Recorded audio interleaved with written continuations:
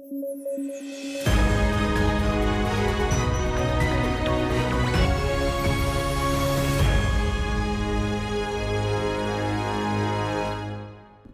News at 9 programme में आपका स्वागत है। मैं हूं विरत दुबे। आइए नजर डालते हैं आज की न्यूज हेडलाइंस पर। मोईदाम्स यूनेस्को विश्व विरासत में शामिल, नॉर्थ ईस्ट के लिस्ट में है शामिल होने वाली पहली कल्चरल साइट। भारत में 43 हुई संख्या।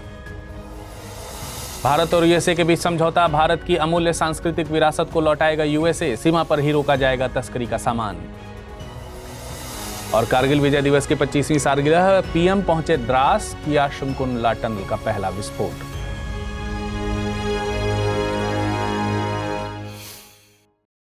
चलिए खबरों में आगे बढ़ेंगे, लेकिन उससे पहले आपको बता दें, इस बुलेटिन को पीडीएफ फॉर्मेट में पढ़ना चाहते हैं तो अमृत उपाध्याय 007 इस बुलेटिन से जुड़कर डाउनलोड कर आसानी से पढ़ सकते हैं।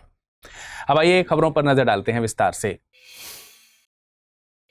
असम के 700 साल पुराने मोईदाम्स को यूनेस्को विश्व विरासत स्थल की सूची में शामिल कर दिया गया है। इसी के साथ भारत में यूनेस्को विश्व विरासत स्थलों की संख्या 43 हो गई है और ये पहली सांस्कृतिक साइट है जो भारत के उत्तरी पूर्वी हिस्से से इस लिस्ट में दर्ज की गई है। देखिए, भारत से 43 विरासत स्थल यूनेस्को की विश्व धरोहर स्थल में शामिल हैं। इसमें से 35 सांस्कृतिक, 7 प्राकृतिक और 1 मिक्स्ड कैटेगरी में शामिल है। उत्तर पूर्व से प्राकृतिक कैटेगरी में तो कुछ साइट्स दर्ज हैं, लेकिन सांस्कृतिक कैटेगरी में दर्ज ये पहली साइट्स हैं। इस साइट को यूनेस्को में दर्ज कराने के लिए प्रयास काफी पहले से किए जा रहे हैं। यहाँ पर ध्यान रखिए कि असम से ही काजीरंगा और Manas national park UNESCO world heritage list में शामिल हैं। आइए अब हम जानते हैं कि दरअसल ये मोईदाम्स हैं क्या। मोईदाम्स अहोम राजघराने के कब्रिस्तान हैं। यहाँ पर अहोम शासकों को दफनाया गया था। ये मोईदाम्स अलग अलग आकारों के मिट्टी के, पत्थर और ईंटों के बने हुए हैं। आप जानते हैं कि हिंदुओं में शवों को जलाने की प्रथा प्रचलित है। इसके उलट अहोम लोग शवों को दफना रहे थे। वे ताई लोगों से प्रभावित थे। मोईदाम्स की ऊंचाई अलग अलग है, जो कि उनके अंदर दफनाए गए व्यक्तियों की शक्ति को दिखाती है। ज्यादा शक्तिशाली व्यक्ति का ज्यादा ऊंचा मोईदाम। राजा के मृत शरीर के साथ कुछ सामान भी दफनाया जाता था। मान्यता ये थी कि इन चीजों की जरूरत आफ्टर लाइफ पड़ सकती है। असल में अहोम साम्राज्य की गाथा 13वीं सदी के प्रारंभ से शुरू हुई थी। इसके संस्थापक सुकाफा थे। एक बार भारत में स्थित यूनेस्को विश्व विरासत स्थलों की लिस्ट को आइए एक बार समझ लेते हैं। साल 1983 में आगरा का किला, ताजमहल और अजंता की गुफाओं को शामिल किया गया था। अजंता की गुफाएं महाराष्ट्र में स्थित हैं। 1984 में कोणार्क के सूर्य मंदिर और महाबलीपुरम के स्मारकों को शामिल किया गया था। कोणार्क का सूर्य मंदिर ओडिशा में, महाबलीपुरम में तमिलनाडु में स्थित है। साल 1985 में असम के काजीरंगा और मानस नेशनल पार्क को राजस्थान के केवलादेव नेशनल पार्क के साथ इस लिस्ट में शामिल किया गया था। 1986 में खजुराहो, हम्पी के स्मारक समूह, गोवा के चर्चेज एंड कॉन्वेंट्स और फतेहपुर सीकरी को शामिल किया गया था। खजुराहो मध्य प्रदेश में, हम्पी कर्नाटक में स्थित है। साल 1987 में पदक्कल के स्मारक समूह, Sundarban national park, Elephanta caves और ग्रेट लिविंग चोल टेम्पल्स को शामिल किया गया था। पदक्कल के स्मारक समूह कर्नाटक में स्थित हैं। चोल मंदिर समूह में तंजावुर का बृहदेश्वर मंदिर और दारासुरम का ऐरावतेश्वर मंदिर शामिल है।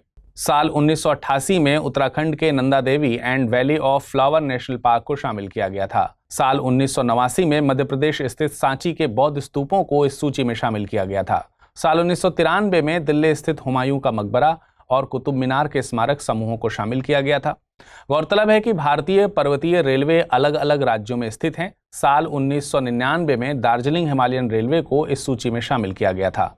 2005 में नीलगिरी माउंटेन रेलवे और 2008 में कालका शिमला रेलवे को इस सूची में जगह दी गई। साल 2002 में बिहार के बोधगया स्थित महाबोधि टेम्पल कॉम्प्लेक्स को जगह मिली थी।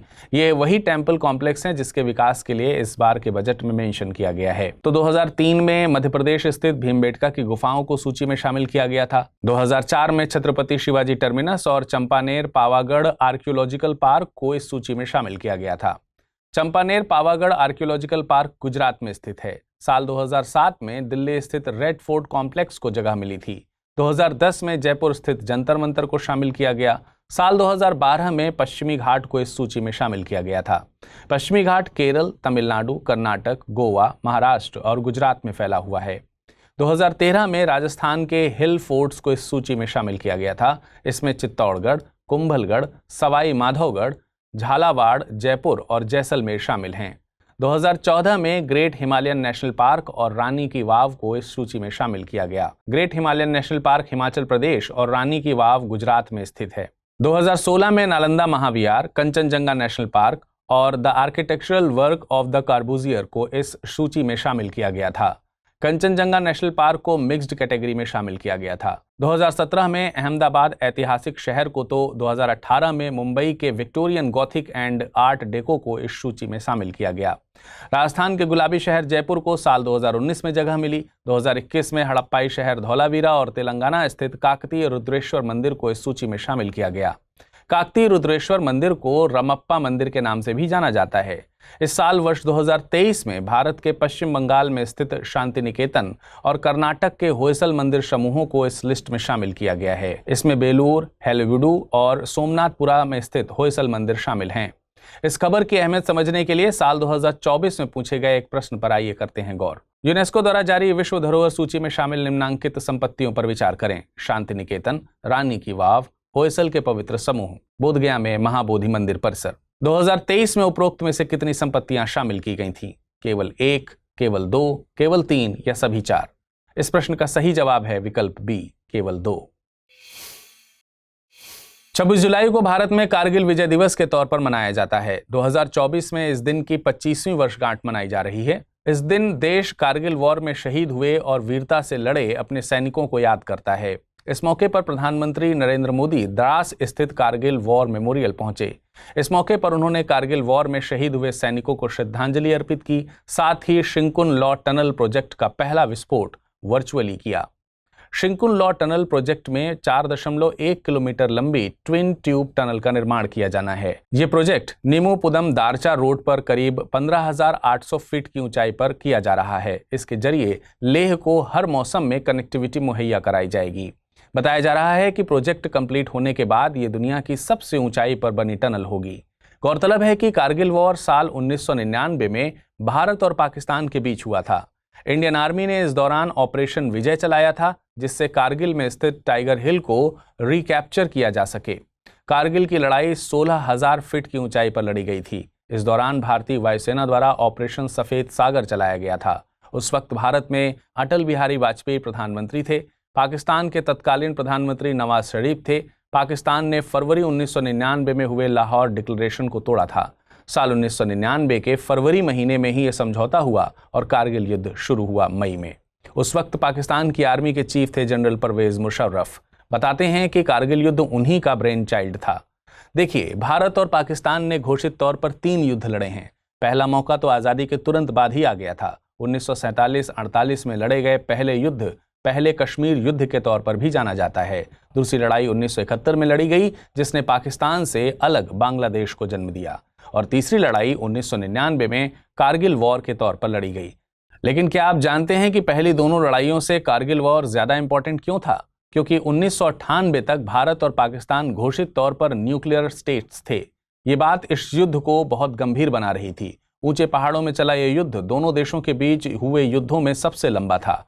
यह युद्ध भारत ने जीता और 14 जुलाई को तत्कालीन पीएम अटल बिहारी वाजपेयी ने ऑपरेशन विजय को सफल घोषित किया था। 26 जुलाई को कारगिल वॉर को आधिकारिक तौर पर समाप्त घोषित किया गया था। आपको बता दें कि 31 अक्टूबर सन 2019 को लद्दाख के संघ शासित प्रदेश बनने के बाद कारगिल लद्दाख का एक जिला है। हिंदी माध्यम से यूपीएससी की तैयारी करते हैं आप, तो क्या स्टडी IQ IAS हिंदी के प्रतिज्ञा प्रीलिम्स टू इंटरव्यू बैच यानी P2I बैच के बारे में जानते हैं? देखिए, प्रतिज्ञा P2I बैच में आपको 1000 घंटों से ज्यादा की live classes, 1-to-1 mentorship, SIP crash course, daily current affairs और CSET क्लासेस आदि तो मिलती ही।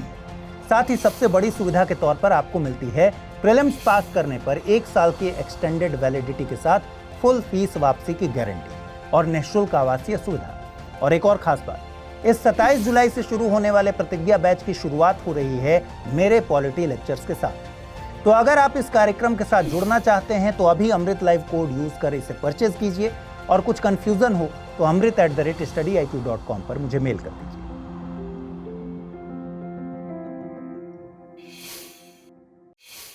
नागालैंड के 10 गांवों के कुछ छोटे किसान प्लास्टिक बैग को रिप्लेस करने के लिए एक बेहतरीन तरीके पर काम कर रहे हैं। दरअसल ये किसान कसावा से बने बायोप्लास्टिक बैग्स का उत्पादन कर रहे हैं। देखिए, हम जानते हैं कि भारत में 1 जुलाई 2022 से सिंगल यूज प्लास्टिक बैन है, लेकिन क्या ये बैन प्रभावी है? नहीं। वजह है प्लास्टिक के मुकाबले उतना ही लाइट वेट मटेरियल का विकल्प ही मौजूद नहीं है।